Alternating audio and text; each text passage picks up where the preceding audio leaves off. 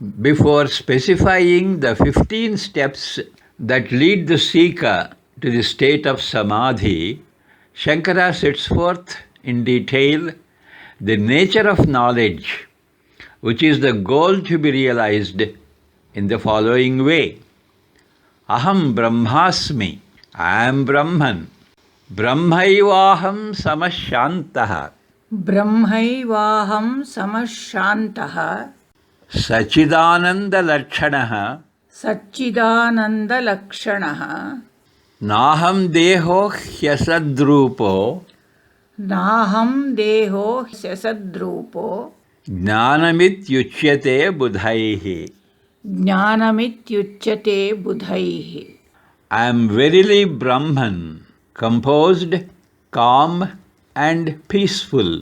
My nature, absolute existence, knowledge, bliss. No, I am not the body that is asat, that is non-existence itself. As said by the wise, this is true knowledge. ಸಾಧಕನನ್ನು ಸಮಾಧಿ ಸ್ಥಿತಿಗೆ ಕೊಂಡೊಯ್ಯುವ 15 ಹಂತಗಳನ್ನು ವಿವರಿಸುವ ಮೊದಲು ಗುರಿಯನ್ನು ಸಾಕ್ಷಾತ್ಕರಿಸಿಕೊಳ್ಳಲು ಬೇಕಾದ ಜ್ಞಾನದ ಸ್ವರೂಪದ ಬಗೆಗೆ ವಿಶದವಾಗಿ ಕೆಳಕಂಡಂತೆ ಶಂಕರಾಚಾರ್ಯರು ಪ್ರಕಟಪಡಿಸಿರುತ್ತಾರೆ. ಅಹಂ ಬ್ರಹ್ಮಾಸ್ಮಿ, ನಾನು ಬ್ರಹ್ಮನು. ಮೇಲಿನ 24ನೇ ಶ್ಲೋಕದ ಅರ್ಥ.